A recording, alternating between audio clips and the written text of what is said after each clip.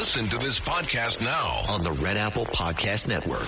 The Leadership Thread with Dr. Peggy Polonis. I'm Dr. Peggy Polonis. Join me on each episode where I unravel the story that shaped leaders, tracing the thread that led them where they are today. Because leadership isn't born in adulthood. And thank you once again for joining us on the Leadership Thread, education, ethics, and sustainability.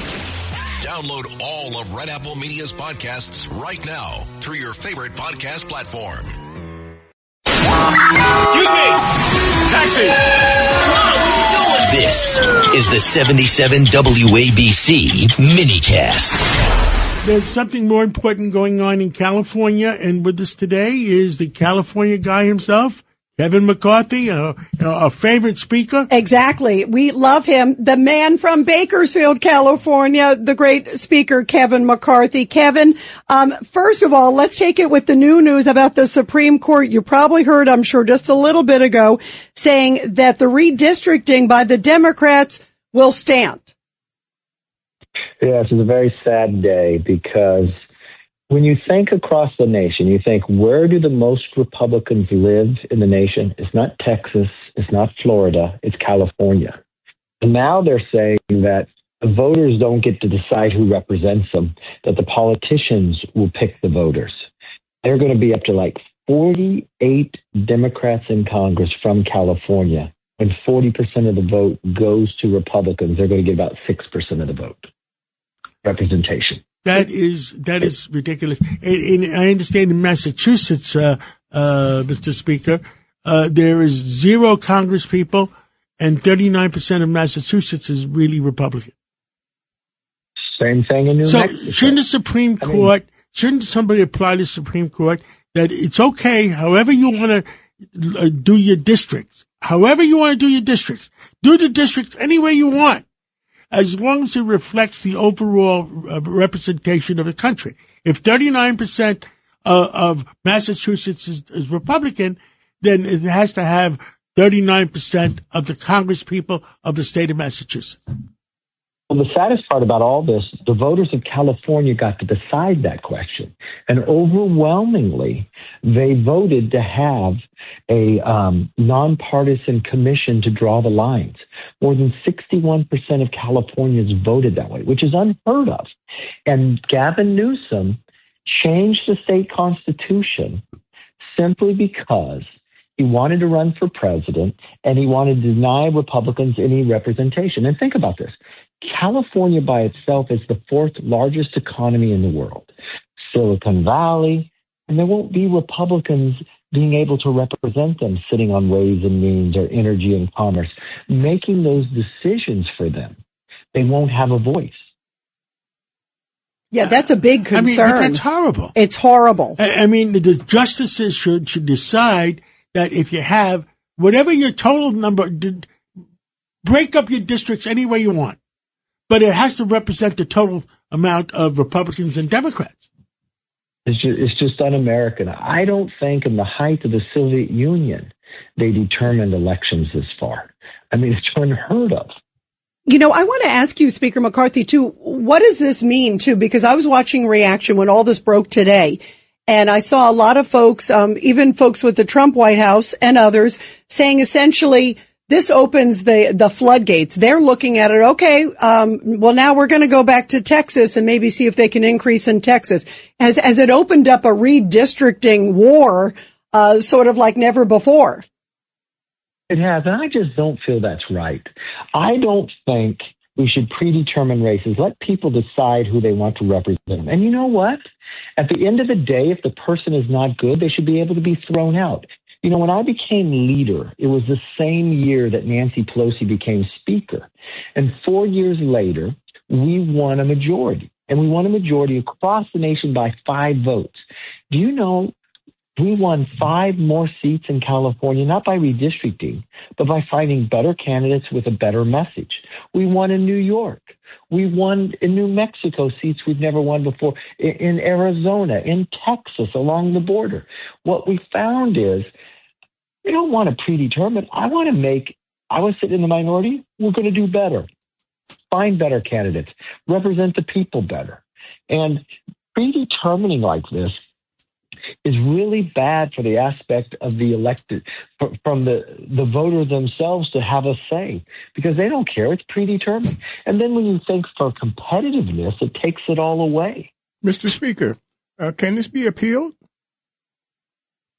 I don't see in the timeline between now and the election. So, I mean, they are so eager just to win the majority instead of to win the ideas of the people to decide to be able to govern. This is not what the founders thought about. This is really, especially in the year of the 250th anniversary of America, we're now taking power away from the people. That goes against the core of how we created our nation. Yeah, that's for sure. Fernando. Speaker McCarthy, my question is, when are we going to start learning from the Democrats how to do these kinds of things? Why do we stand by watching them do these kinds of things and we don't do them? Why don't we get ahead of the game? When are we going to learn to get ahead of the game? Well, the first thing is, I don't want to do the things that the Democrats do are wrong. But they're winning. I want to show the American people what they're not winning. Are they in the majority today? They're cheating. And that doesn't mean we should go cheat. That means we should be better. We should stand up for the rule of law. We should defend our right to be able to have seats that are competitive because the Californians voted for that. That's what the state constitution said. Look, if I had a family member, if I had an enemy that did something wrong, do I think it's right that I go do something wrong? No, I show them how to do what's right, because that's how you win long term. I think the competition here, that what we should do is to be able to govern. We have the majority right now. Let's make it where the people want to keep us as the majority. And that means don't turn the floor over to the Democrats. That means don't sit back and shut the government down, but then don't hold Congress for 2 months. Yeah. Let's show them the better way to do it. Look, they threw everything at President Trump, and he won. They prosecuted him for no right whatsoever. Let's show them the right way to govern. Speaker McCarthy, too, one other thing, as you're talking about the Democratic shutdown, all right? So they reopen, but then there's 2 weeks now where they're going to be talking about ICE funding, DHS funding, including ICE. Some of the rhetoric I have never heard. It's been stunning.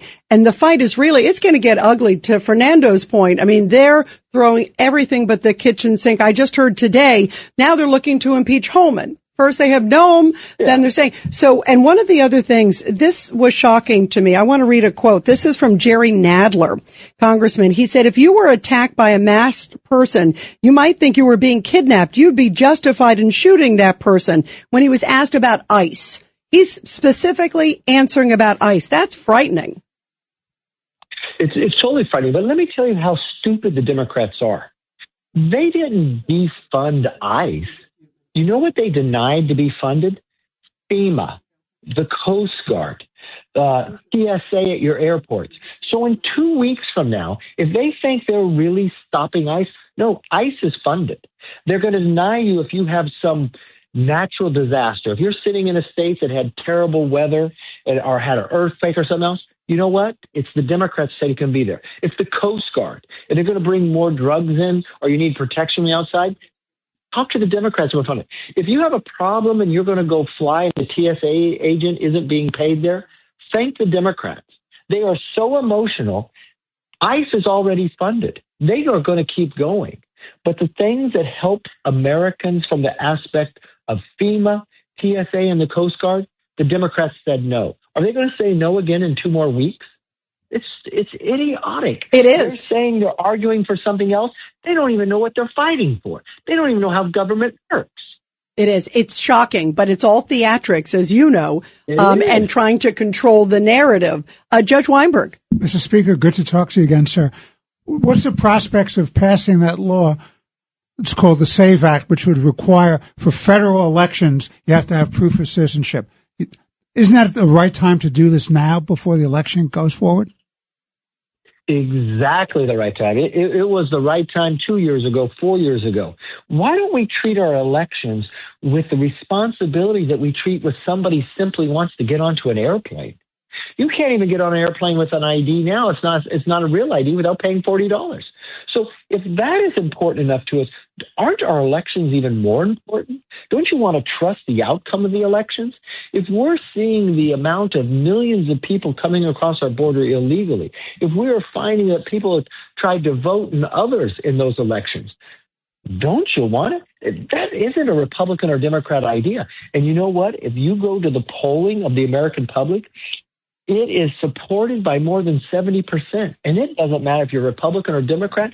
It doesn't matter if you're white, black, or Hispanic. It's universal that 70% or more support looking and having IDs, and only Americans vote in American elections. Mr. Speaker, thank you so much for your update, and we'll talk to you again real soon to get, you're the guy that knows what's going on in California. Thank you so much. Thank you. Thank you. Every week, the Payne family cuts straight to the real financial story. The one question, Bob, everyone's asking is, are we in an artificial intelligence bubble? You've been through boom and bust. What do you think? No hype, no myths. Just what actually matters to your money. Does feel very similar to what we experienced in the 90s. Where are we, though? Are we in 1995, 1997, 1999? Listen to the Pain Points of Wealth on the Red Apple Podcast Network.